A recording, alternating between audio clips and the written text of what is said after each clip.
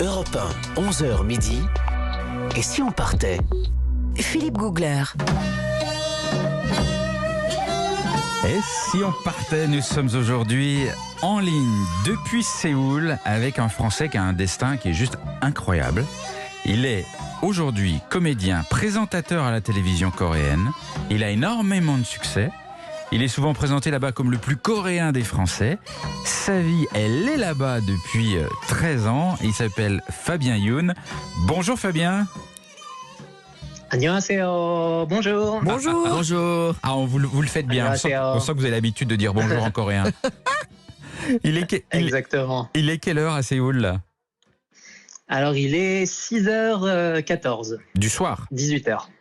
Exactement. Ouais. D'accord. Et qu'est-ce que vous êtes Plus dans 7. Séoul ou qu'est-ce que vous voyez de votre fenêtre? Alors, je suis en plein cœur de Séoul et j'ai la chance d'avoir une très belle vue. Donc, je suis en face de la magnifique montagne d'Inhwangsan et des remparts historiques de la ville. Ah. Et il y a actuellement un magnifique ciel bleu aux teintes veloutées, un soleil safrané, flavescent. Donc, je suis dans des conditions idoines pour discuter avec vous de la Corée. Ah, c'est pas mal, pas mal. Un poète. On a envie d'aller s'installer dans votre appartement. Surtout qu'il fait tout gris là, c'est pas du tout agréable à Paris. Alors, votre histoire est assez dingue. Hein. Alors, j'essaie de la raconter vite fait, vous me direz si je me trompe. Votre mère, enfant, vous trouve un peu trop petit, un peu trop mince, et vous pousse à faire du taekwondo, qui est un art martial très populaire en Corée. Donc, vous apprenez, vous, en France. C'est un art où on donne des bons coups de pied. Et là, c'est la révélation. Vous adorez ce sport, vous adorez du coup la musique coréenne, vous devenez fou de ce pays, et un jour, vous décidez d'aller vous y installer. C'était pour y faire quel métier au départ? Alors, moi, je suis arrivé dans cette ville avec pour seul viatique une petite valise et mon dobok. Donc, le dobok, c'est la tenue de taekwondo.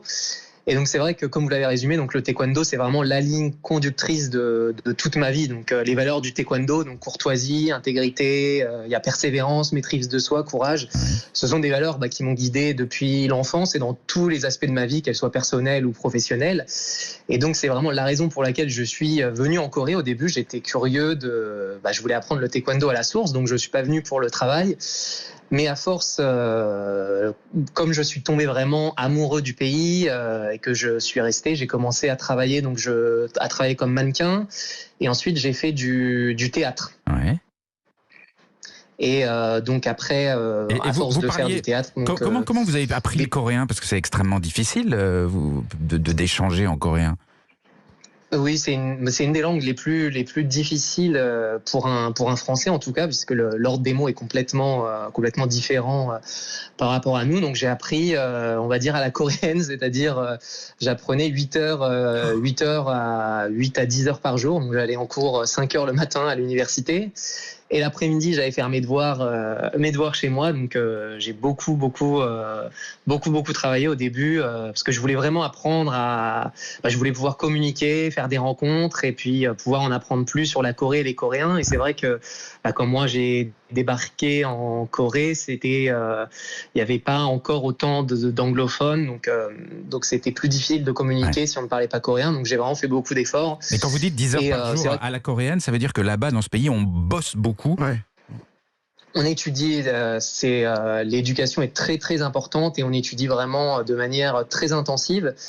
Et c'est vrai que pour moi, petit français qui n'avait pas l'habitude au début, c'était un petit peu déroutant, mais au final, j'étais vraiment très motivé. Puis c'était vraiment quelque chose que j'aimais faire. C'était pas quelque chose qu'on me forçait à faire. Aller en cours, c'était parce que moi je le voulais. C'est moi qui ai voulu m'inscrire à ces cours. Donc j'ai vraiment travaillé très dur pour pouvoir réaliser cet objectif de parler coréen. Alors vous allez ensuite reprendre des cours de théâtre. Vous allez participer à des castings pour des feuilletons TV, des telenovelas coréennes, qu'on appelle là-bas des dramas. Et puis, le hasard va vous ouvrir les portes d'une émission de télévision qui va changer votre vie. Une émission qui s'appelle I Live Alone, c'est ça? Na 혼자 산다, c'est ça. I Live Alone, donc qui est traduit en anglais par I Live Alone. Et donc c'est un docu qui est fait, comment ça se passe? I Live Alone, ça veut dire je vis tout seul.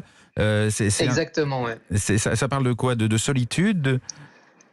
Non, c'est un documentaire en fait qui suivait la vie de plusieurs personnalités. Donc il y avait un présentateur télé, il y avait des chanteurs et il y avait des acteurs.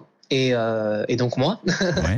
Et donc en fait, en Corée, le fait d'habiter seul, c'est pas très commun. En tout cas à l'époque, quand j'ai commencé dans cette émission, donc c'était déjà il y a 7 ans maintenant. Maintenant les mentalités ont beaucoup changé, mais c'est vrai qu'à l'époque c'était pas très courant. Généralement, on vit avec ses parents quasiment toute sa vie jusqu'à son mariage, et après le mariage, donc on va habiter avec sa femme ou, ou On son n'est pas mari. célibataire. Et c'est vrai que c'est pas dans Vous l'avez séché. Non, Nathalie vous disait, on vit pas célibataire en Corée, ça se fait pas, on n'est jamais seul dans son appart.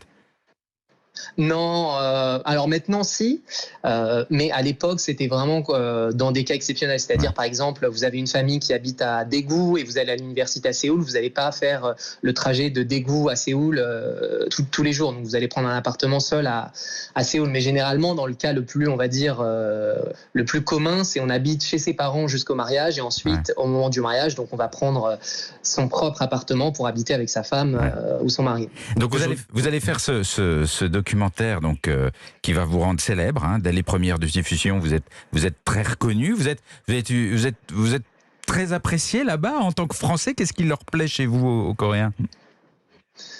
Alors je pense que c'est le fait que je sois plutôt accessible, et en fait les Coréens aiment beaucoup le fait qu'ils puissent partager pas mal de choses avec moi, puisque je suis un étranger qui vient d'un pays d'une culture très différente comme la France. Mais j'ai été, on va dire, bercé dans la Corée depuis que je suis tout petit, puisque j'ai grandi avec le taekwondo. Donc pour moi, c'était plus qu'une passion, c'était quelque chose qui vraiment, ça fait grandement partie de mon éducation. J'ai écouté beaucoup de musique coréenne, j'ai écouté, j'ai regardé beaucoup de films coréens. Donc ce qui leur plaît, c'est que vous soyez un étranger qui s'intéresse à eux, en fait, c'est ça?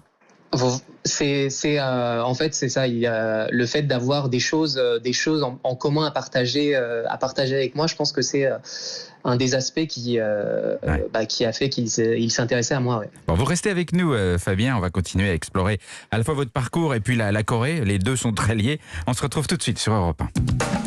Europe 1, 11h midi. Et si on partait? Philippe Googler.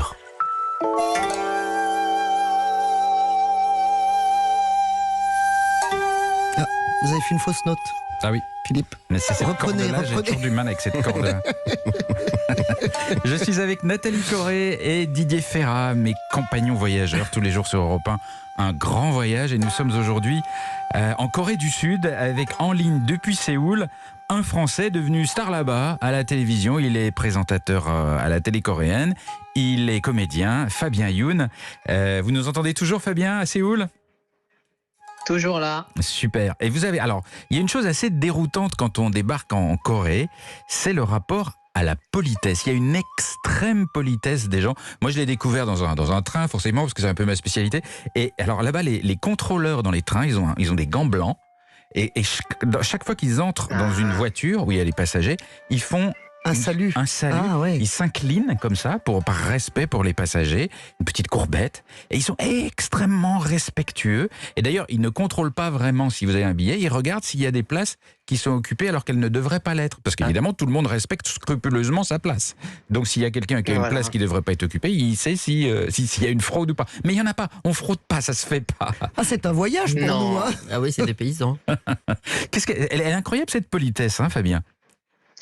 On est dans une société confucéenne, vraiment extrêmement confucéenne. Donc les valeurs importantes du confucianisme, ce sont l'éducation, le respect des aînés, la piété filiale.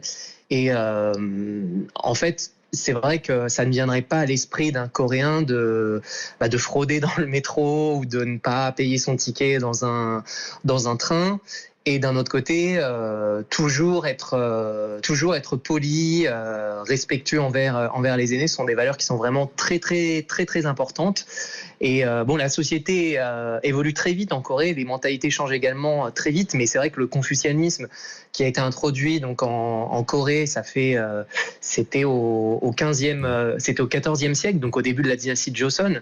Donc c'est une valeur qui est vraiment très très implantée en Corée et qui, je pense, va le rester encore pendant des années. Nathalie ? Et comment ils nous perçoivent alors justement, nous Français? Comme des gougnafiers ou pas?